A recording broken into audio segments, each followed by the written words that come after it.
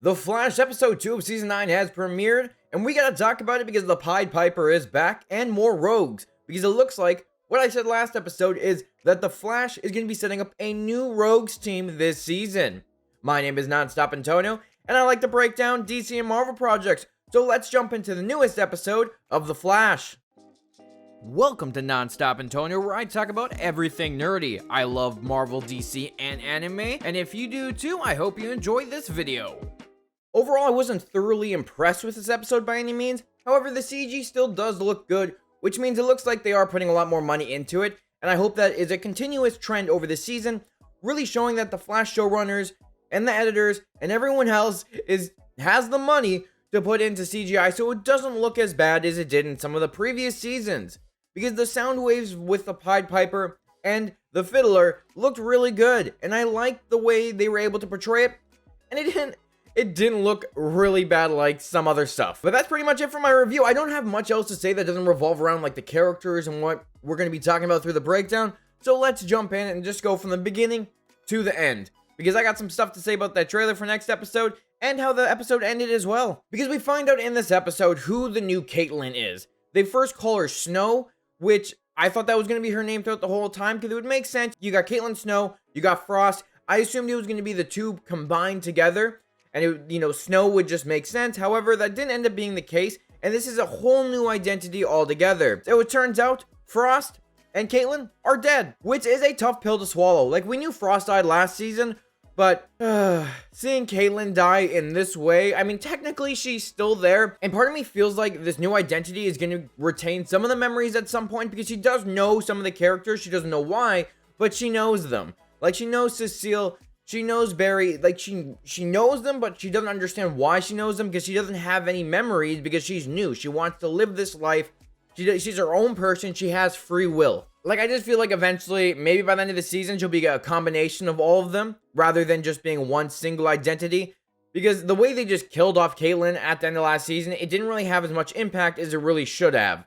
Like, I wish we had, like, a more dramatic scene, in a sense, showing the character die, because now we're not even going to have our characters mourn Caitlyn's death. It doesn't feel like they're going to. The only one that's really losing their shit is Mark, because he lost Frost and he can't get her back, which is understandable. Probably one of the first people he's ever loved and got him out of his being a criminal and really brought him into the light, died. And now he has no one. And even with Team Flash, Barry tries to bring him in and be like, you're part of this team now. I don't think it's going to go so well going forward, especially now that they chose to keep the new persona around, which goes by Keon, which that name was something her father gave her when originally we're going to combine the two before he decided to leave Caitlin and Frost separate. It's really interesting to see where this is going, because now we got a new identity for Caitlin this time. It's not like Harrison Wells. We have multiple Wells each season. Now Caitlin was a brand new one. And Keon feels like a very interesting character, and I'm curious to see where it's going to go in the future.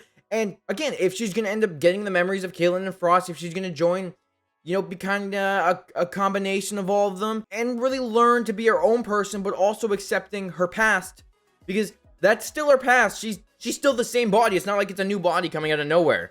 So Frost and Caitlyn's past are her past. And I really thought it was interesting how she shows that she chooses what she wants. She's not going to get in the machine to change it, because if she gets in the machine, they show us in the episode that they could just lose one or the other. It's either Frost lives or Caitlin lives and Keon dies. There's nothing else, which right there is a really hard choice to make, because you're willing to sacrifice someone with their own well-being, someone who is thinking for themselves, has free will, to bring back someone else from the dead. And I like how this puts the team at odds, because Chester's like, no, we shouldn't bring Frost back because I saw my dead father come back because of Deathstorm. Resurrection is not something we should be doing. Other people are like, well, we should bring Caitlin back. But then everyone else is like, well, we should bring Frost back because that's what Caitlin would have wanted. But it's just like a really big mix of things until they realize that, well, we can't make this decision. It's not our body. It's Keon's body, and she has to figure it out for herself. And I found it interesting that at the very end you would Hartley come in and destroy the machine, because he's like, she's a friend. Because, they kind of had a little bonding moment in the lab when they were talking. And he was getting mad at her because she wasn't Caitlin and she couldn't help him.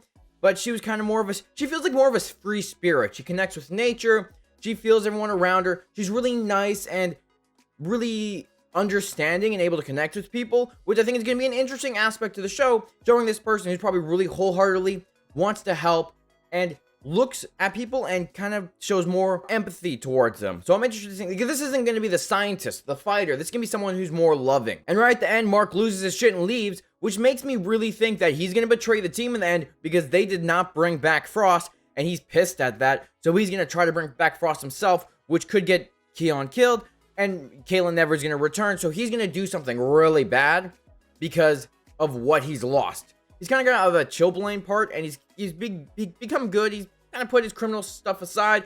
However, I think it's going to come all back around, and I think Red Death will recruit him to be part of his new rogues because of the fact that, well, we are getting new rogues because we got the Fiddler this episode and we got Captain Boomerang last episode. Because let's zoom back to the beginning where we get to meet the new Fiddler, because the new Fiddler comes after Pied Piper while he's leaving his bar and going home for the day. She wants his gauntlets for whatever reason, and when she's not able to get them and he's able to get away from her, she teleports away. Just like Captain Boomerang is, showing that she's working with Red Death as well. However, it's a little different than Captain Boomerang, because Captain Boomerang seems more willing. However, the Fiddler seems more of one that's kind of forced to be there, because if she doesn't listen to Red Death will probably kill her. At the end of the episode, it really showed you what's happening, but I'll get to that a little later when we break down just the ending part. And after the Pied Piper got away, he went back to Star Labs to get some help. It's interesting because when Barry asks, "Why are you here? What happened?" He's like, "I was attacked by the Fiddler."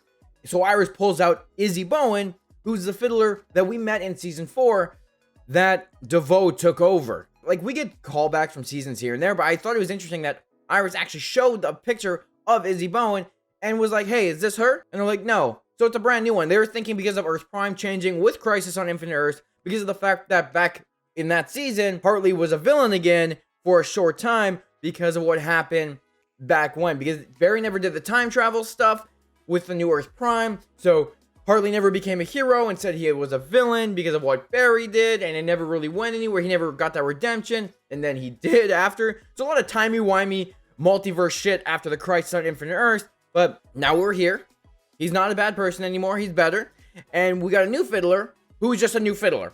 The character's name is Andrea Wozek. I couldn't find any comic affiliations with her, so I think she's a brand new character for the show, which is interesting. You would think that they would have introduced another Bowen, so you'd bring back like the OG Fiddler name because of like the Crisis on Infinite Earth, but I guess they just didn't want to go that route. And I'm curious to find out, maybe there's something else going down. Maybe Red Death is the one that gave Andrea her powers, and that's why she's the way she is. But there's still so much to unfold. We're only in episode 2, and we still got to find out, why they're building a time machine and what the hell is going on. And I thought it was interesting when we get to the Fiddler versus Pied Piper rematch, because Hartley was going to kill her. After what she did and threatened the people he cared about, his loved one, and all his crew, he was going to take her down. He was not having this shit. He upgraded his gauntlets to take her down. But, yeah, she got the upper hand. She was able to phase them out of reality, kind of like when Barry shifts his molecules and they were phased out, which was interesting. I was, like, really curious to what happened, because when she hit him with the sound wave, they all just disappeared. I'm like, well, she did not disintegrate them, so something else is going on here. And I thought it was interesting, too, where she used the microphone to scream, which was like a canary cry. And it also looks like the Fiddler's powers and Hartley's powers are very similar in a way with the sound waves. But hey, they were able to beat him until the whole room goes... I don't even know how to explain it. It was like a weird thing that Captain Boomerang did by throwing one of his boomerangs. And that's when Barry finds out, oh shit, Captain Boomerang is working with the Fiddler.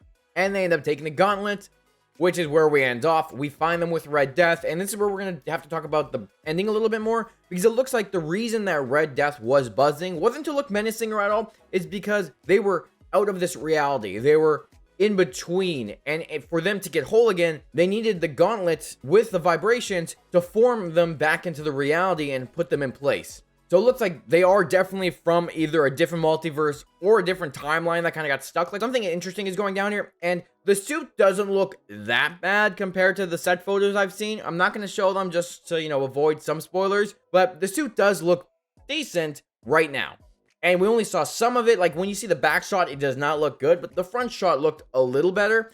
But yeah, it looks like Red Death is after Barry for whatever reason, and they were just outside reality, so something Barry did in some point in time affected this character, and now they want revenge. But I also don't think it's the last time we see some of the rogues, because we are going to be seeing more of them. Especially because the next episode is called Rogues of War, which could mean we're getting more rogues, because when we do get into the trailer, which we're going to talk about right now, we see Barry going to Hartley for help because he talks about Red Death building a time machine. Well, he thinks the rogues are building it anyways. And I'm kind of curious, like, how do you know they're building a time machine? I mean, they'll explain in the episode, because in episode 2, they didn't ever say anything about having a time machine.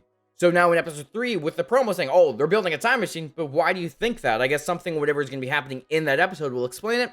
But yeah, it looks like he's also going to Goldface for help, and some other character that looks familiar, but I can't remember who it is. And my first thought is like, why are you going to, out of all the people, why are you going to Goldface for help? It also looks like Chilblain is going to be going against Murmur, who is a psychopath serial killer. So, I have no idea what's going on next episode, but hey, a rogues team is being built by Red Death, and I'm interested to seeing who else will be on that team. Because again, like I said last week, I think like we might see a new Mirror Master, Weather Wizard, Golden Glider, some classic rogues to go with the newer ones.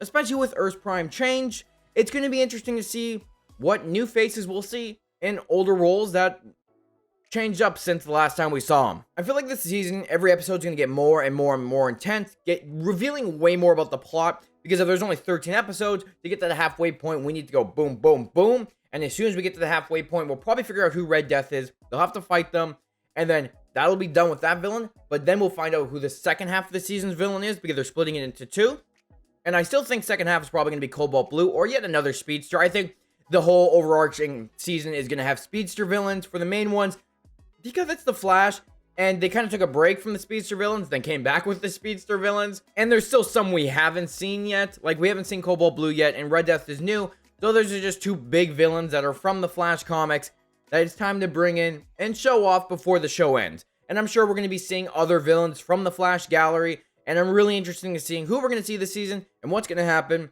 because it's going to be epic, because we know we're getting big characters from the Arrowverse coming back, like Wally West is coming back at some point, Green Arrow is coming back at some point. I'm really hoping Supergirl comes back, but we know Nia's coming back, Dreamer, and we're like, all these characters are going to be returning, and I'm interested to seeing what episodes they're returning, because I don't think they're going to be showing up in the same episode together. Some of them will probably show up in one, then we'll see them show up in another, just kind of like showing off the characters from the Arrowverse to send off the final show before the Earth Prime ends, pretty much. I've been watching the show for so long, so it's kind of a bittersweet ending. Even though I've not liked all the seasons, I still enjoyed the character. Grant Gustin is a great Flash, and I cannot wait to see how this show ends in Season 9. What did you think of this episode? Were there any Easter eggs or details I may have missed?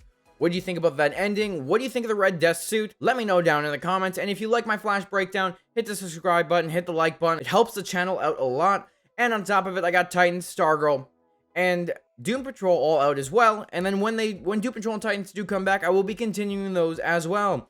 And you're seeing this, my Ant-Man and the Wasp Quantumania breakdown will be coming out later this weekend, so stay tuned for that. So thank you for watching, and I'll talk to you later.